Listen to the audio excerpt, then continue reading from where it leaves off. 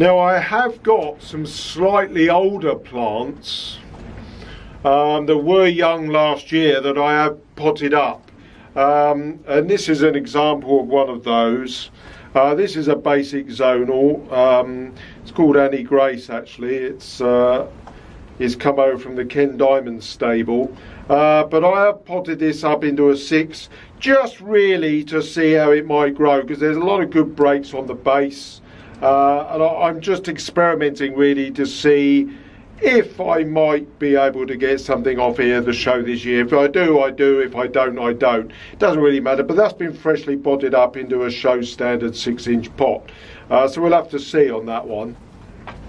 Others that I've done, if you can just excuse me while I disappear out the frame, I have stocked a plant called Saturn. Now this was a plant as a sport of one of the Harewood Slam, I think it was, that I released at Gosborough Nurseries a good number of years ago, and I was given another one of it last year. Now this I did pot on into a 6-inch pot because it did put on an immense amount of growth over the winter, and I thought I'm just going to give it a little tip stop. Again, it was at 16 weeks, so it's very debatable as whether it makes a show, but it had a fantastic round sort of canopy, and I thought that is worth a go in a 6-inch pot. So we'll have to see how that progresses into the show season, but I give it the smallest of tip stops. That's literally taking out literally the top little bit of growth in order to make it sort of bush through. Now what I'm also going to do with this one now is something that I've had to be doing. Now I think I did explain that we are in quite a dusty environment at the moment because we're effectively next to a building site because we're in a new build house. There's a lot of dust, a lot of sand flying about, and something that I have had to do, and I'm sort of on the odd occasion continuing to do. It's not so bad now that we're in the glass house and everything's protected, but I'm just having to go through and snip off some of the sort of really dusty, dirty leaves. So that's what I'm doing, and this is the sort of thing that I'm doing here. I'm just going in, taking out some of the really dirty, old, dusty leaves.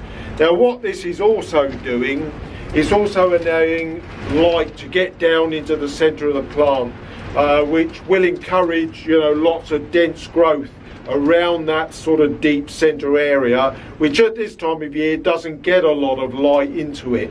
So taking off some of these these sort of large growing dirty dusty leaves is getting rid of them, and also just opening the plant up a bit to get some light in there. And I've been doing that with quite a lot of my plants actually. Now the thing is, these will grow back fairly sort of quickly. All these leaves will produce new canopy in the as the season goes on. There's another quite dirty dusty one. Not too many on this plant. I'll take one more off. Now you may notice that I'm cutting these with a knife, and one of the reasons I'm doing that is because this is a regal. Regals don't snap back too well. They do sometimes, but if you snap back a leaf on a regal, sometimes you can take a growing point with it, a growing or flower point as it might be on a regal, and sometimes they do snap off. If you snap back the leaf on a regal, you sometimes, you know, I would say 50% of the time snap off the growing point with it. So with a regal I always use a knife. Zonals nearly always you can snap off without any problems whatsoever.